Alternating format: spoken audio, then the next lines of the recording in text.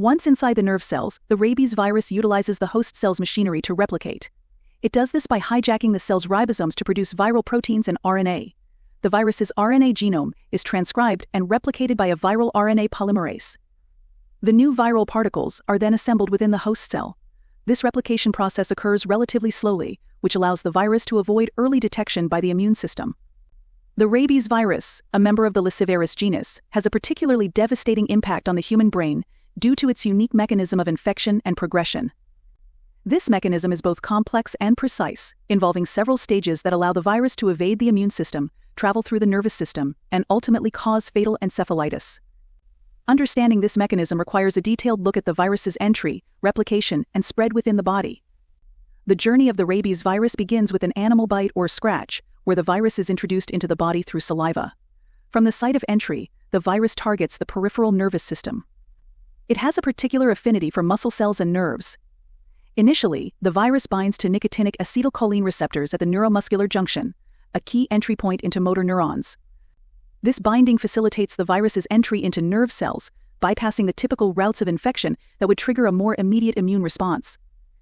As the rabies virus ascends through the spinal cord, it continues to evade the immune system. This is partly because the nervous system is an immunoprivileged site, meaning it has limited immune surveillance compared to other parts of the body. Once the virus reaches the brain, it begins to spread rapidly between neurons. It does this primarily through synaptic transmission, moving from one neuron to another via synaptic junctions. This mode of spread is highly efficient and allows the virus to disseminate throughout the brain quickly. The next phase of the rabies virus's journey is its retrograde transport within the nervous system. The virus travels along the axons of peripheral nerves towards the central nervous system. This movement is facilitated by the cellular transport mechanisms that normally carry nutrients and signaling molecules along the axon. Specifically, the rabies virus exploits the dynein motor proteins, which transport cargo from the nerve terminals back to the neuron cell bodies. This retrograde transport is crucial for the virus, as it allows it to reach the spinal cord and, eventually, the brain. The presence of the rabies virus in the brain leads to severe neurological symptoms.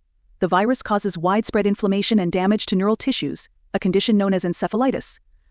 The exact mechanisms by which the virus induces this damage are not entirely understood, but involve a combination of direct viral cytotoxicity and immune-mediated damage. The virus induces apoptosis or programmed cell death in infected neurons, leading to neural dysfunction and death. Additionally, the immune response to the infection, although delayed, contributes to the inflammation and damage in the brain.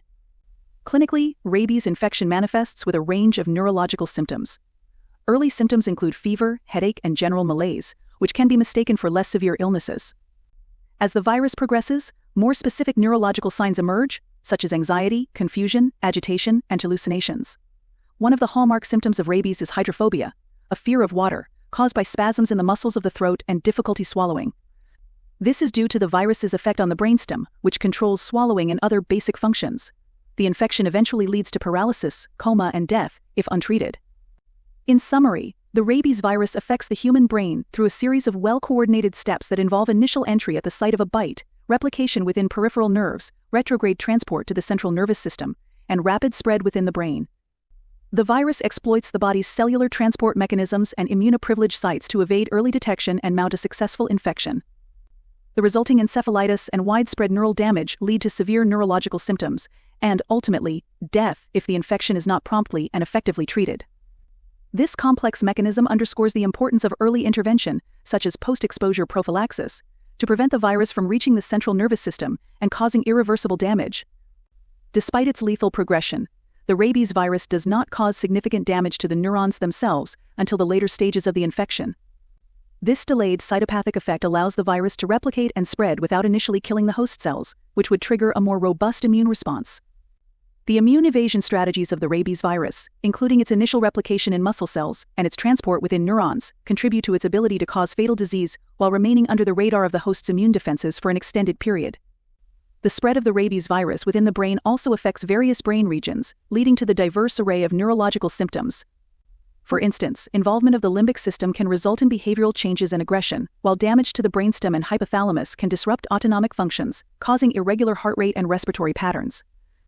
The virus can also affect the cerebral cortex, leading to seizures and cognitive dysfunction.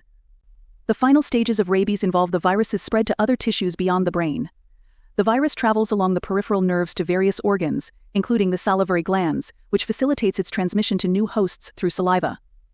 This stage of the infection contributes to the difficulty in treating and managing the disease, as the virus is well established and widespread within the body by the time severe symptoms appear.